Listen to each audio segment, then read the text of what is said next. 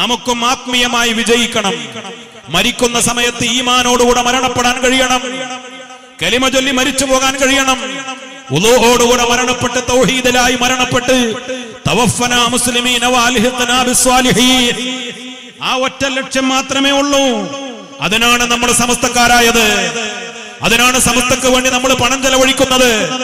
അതിനാണ് സമസ്തക്ക് വേണ്ടി നമ്മൾ യാത്ര ചെയ്യുന്നത്. അതിനാണ് സമസ്തക്ക് വേണ്ടി നമ്മൾ മഴ കൊള്ളുന്നത്. അതിനാണ് സമസ്തക്ക് വേണ്ടി വെയിൽ കൊള്ളുന്നത്.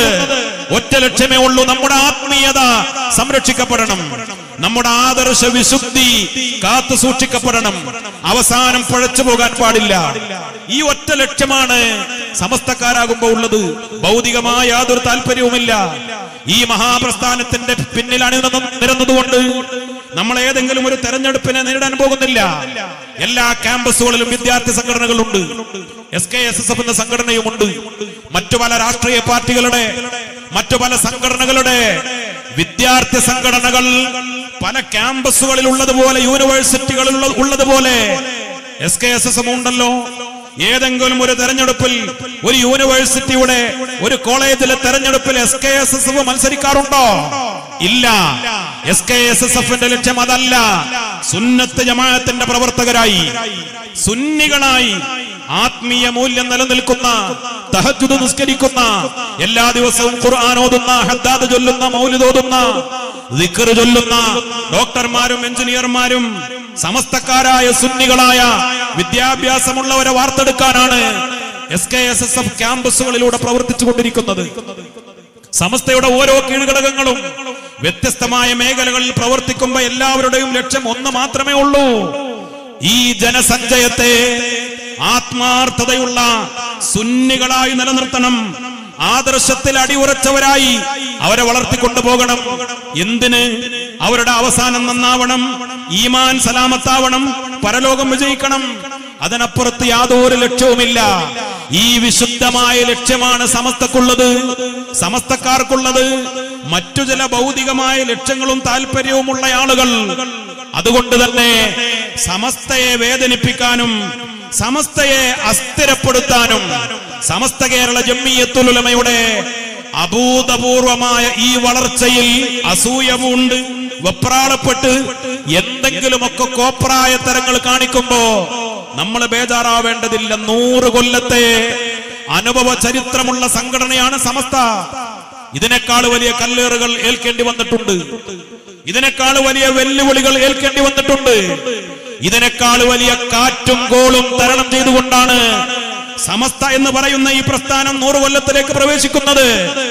വരക്കൽ മുല്ലക്കോയ തങ്ങൾ ഈ കളത്തിലേക്ക് ഇറക്കിവിട്ട ഈ യാനം വിശാലമായ കടലിലേക്ക്, കടലിന്റെ ആഴവും പരപ്പും കണ്ട്, കടലിന്റെ വേലിയേറ്റവും വേലിയിറക്കവും കണ്ട്, കടലിന്റെ ആർത്തലച്ചു വരുന്ന തിരമാലകളെ കണ്ട്, അത് കാലങ്ങളും വർഷങ്ങളും ഋതുക്കളും മാറി മാറി വരുമ്പോ ആ വെല്ലുവിളികളുടെ കാറ്റിലും കോളിലും ആടാതെ ഉലയാതെ ഈ മഹായാനത്തെ, ഈ പ്രസ്ഥാനത്തെ, ഈ കപ്പലിനെ സയ്യിദുൽ ഉലമയിലേക്ക് ഏൽപ്പിച്ചു കൊടുത്തിട്ടുണ്ടെങ്കിൽ ഈ യാനത്തെ ഇതിനേക്കാൾ വലിയ കാറ്റും കോളും വന്നാലും ആടി ഉലയാതെ സയ്യിദുൽ ഉലമയുടെ നേതൃത്വത്തിലുള്ള മഹാന്മാരായ മുശാവറ അംഗങ്ങൾ, അവർ മഹാന്മാരായ കണ്ണിയത്ത് ഉസ്താദിന്റെ ശിഷ്യന്മാരാണ്, ശംസുൽ ഉലമയെ തർബിയത്ത് ചെയ്തവരാണ്. അവര് ലക്ഷ്യത്തിലേക്ക് എത്തിക്കുക തന്നെ ചെയ്യും. അതിനെല്ലാ സംരക്ഷണവും ഒരുക്കാൻ ഇൻഷാ അല്ലാഹ് SKSSFും സമസ്തയുടെ എല്ലാ കീഴ്ഘടകങ്ങളും കൂടെ ഉണ്ടാകും. കൂടെ നിൽക്കുന്ന ആളുകൾക്ക് കൂടെ നിൽക്കാം. മറ്റ് ദുന്യവിയായ താല്പര്യങ്ങളും ഭൗതികമായ താല്പര്യവുമുള്ള ആളുകൾക്ക് മറ്റു വഴികൾ തേടിപ്പോകാം. അത്രയേ പറയാനുള്ളൂ.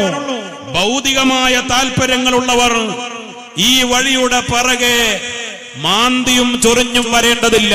അത് അവർക്ക് നഷ്ടമാണ്. എന്തിന്? സമസ്തയുടെ കൂടെ വരേണ്ടത് ആദർശവും ആത്മീയതയും സംരക്ഷിക്കപ്പെടാൻ വേണ്ടി മാത്രമാണ്. നമ്മൾ എല്ലാ സമയത്തും രാജാതിരാജനായ റബ്ബിനോട് ചെയ്യുന്ന ഒരു ദുആയുണ്ട്. ഈ സദസ്സിലും ആ ദുആ നമ്മൾ ചെയ്തു, ആമീൻ പറഞ്ഞു. അവസാനിക്കുമ്പോഴും ഏത് മജ്ലിസിലും റബ്ബനാ ആതിനാ ഫിദ്ദുനിയാ ഹസന വഫിൽ ആഖിറതി ഹസനതൻ വഖിനാ അദാബന്നാർ. ദുനിയാവിൽ ഹസനത്ത് വേണം. ആദ്യം പറഞ്ഞ ദുനിയാവിൽ ഹസനത്ത, വഫിൽ ആഖിറതി ഹസന, പരലോകത്തും ഹസനത്ത് വേണം.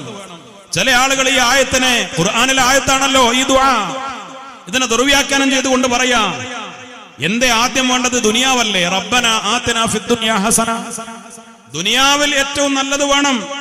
അപ്പൊ ദുനിയാവാണ് നമുക്ക് വേണ്ടത്. ദുനിയാവിൽ നമുക്ക് വിദ്യാഭ്യാസം വേണം, ദുന്യവിയായ ഭൗതികമായ വിദ്യാഭ്യാസം വേണം, ദുനിയാവിൽ പണം വേണം, ദുനിയാവിൽ അധികാരം വേണം, ദുനിയാവിൽ സ്ഥാനമാനങ്ങൾ വേണം. അപ്പൊ ദുനിയാവാണ് ആദ്യം വേണ്ടത്. ദുനിയാവിന് വേണ്ടിയുള്ള സംഘടനകൾക്കാണ് പ്രാധാന്യം കൊടുക്കേണ്ടത്. പിന്നെ വഫിൽ ആഖിറത്തി ഹസന, പരലോകത്ത് ഏറ്റവും നല്ലത് വേണം. അൽ ഹസനത്തു ഫിൽ ആഖിറ, പരലോകത്തെ ഹസനത്ത് ഏതാണ്? അത് സ്വർഗമാണ്. അത് പിന്നെ അല്ലേ, അത് അവിടെ എത്തുമ്പോഴല്ലേ. അപ്പൊ സമസ്ത എന്നത് പരലോകത്തേക്ക് വേണ്ടിയാണ്, അത് സ്വർഗം നേടാനാണ്. അതൊക്കെ പിന്നെ നോക്കാം. ഇപ്പൊ നമുക്ക് വേണ്ടത് ദുനിയാവാണ്. ദുനിയാവിലെ ഭൗതിക വിദ്യാഭ്യാസവും ദുനിയാവിലെ സാമ്പത്തിക നേട്ടങ്ങളും ദുനിയാവിലെ അധികാരവും സ്ഥാനവും പദവിയും ദുന്നവിയായ സംവിധാനങ്ങൾക്കും ദുന്നവിയായ കാര്യങ്ങൾക്കും അതിന് പ്രാധാന്യം നൽകണം. അതിന് സമസ്ത ഞങ്ങൾക്ക് വഴിപ്പെടണം എന്നാഗ്രഹിക്കുന്ന ആളുകളോട് പറയുന്നത്, ഈ ആയത്തിനെ ദുർവ്യാഖ്യാനം ചെയ്ത് ചില അല്പബുദ്ധിയുള്ള ആളുകൾ നിങ്ങളെ പറഞ്ഞ് പറ്റിച്ചതാണ്. അതാണ് വിഷയം. ഈ ആയത്തിനെ അങ്ങനെയാണോ മഹാന്മാരായ ഇമാമുകൾ വ്യാഖ്യാനിച്ചത്? ഈ ആയത്തിന്, ഈ ദുആയുടെ വ്യാഖ്യാനം എന്താ? അൽ ഹസനത്തു ഫിദ്ദുനിയ, ദുനിയാവിലെ ഏറ്റവും മുന്തിയത് ഏതാണ്? സകല തഫ്സീറുകളിലും പ്രാമാണികരായ മുഫസ്സിറുകൾ മുഴുവനും പറഞ്ഞു അൽ ഹസനത്തു ഫിദ്ദുനിയ, ദുനിയാവിലെ ഏറ്റവും മുന്തിയത്, ഏറ്റവും നല്ലത് എന്ന് പറഞ്ഞാൽ അൽ ഇൽമു വൽ ഇബാദ, ഇൽമും ഇബാദത്തുമാണ്. റബ്ബന ആതിനാ ഫിദ്ദുനിയ ഹസന, പടച്ചവനെ ദുനിയാവിൽ ഞങ്ങൾക്ക് ഏറ്റവും മുന്തിയത് വേണം, ദുനിയാവിൽ ഞങ്ങൾക്ക് നാഫിയായ ഇൽമു വേണം, ദുനിയാവിൽ ഞങ്ങൾക്ക് ഇബാദത്ത് വേണം. അല്ലാതെ ദുനിയാവിൽ PhD വേണം എന്നല്ല, കാലിഫോർണിയ യൂണിവേഴ്സിറ്റിയിലെ വലിയ ബിരുദം വേണമെന്നല്ല, ദുനിയാവിലെ വിദ്യാഭ്യാസം വേണമെന്നല്ല. റബ്ബന ആതിനാ ഫിദ്ദുനിയ ഹസന, ഉഖറവിയായ നാഫിയായ ഇൽമു വേണം, ഇബാദത്ത് വേണം. ഇൽമും ഇബാദത്തും ദുനിയാവിലാ ഉണ്ടാവേണ്ടത്. ദുനിയാവിലെ ഏറ്റവും മുന്തിയതാണ് അൽ ഇൽമു വൽ ഇബാദ. ഇതിനാണ് സമസ്ത ജനകോടികൾക്ക് ഇൽമു പഠിപ്പിക്കാൻ. നിങ്ങൾ അറിയുമോ, 70 ലക്ഷത്തിലധികം വരുന്ന പൊതുപരീക്ഷാ സർട്ടിഫിക്കറ്റുകൾ വിതരണം ചെയ്തു കഴിഞ്ഞു ബഹുമാനപ്പെട്ട സമസ്ത.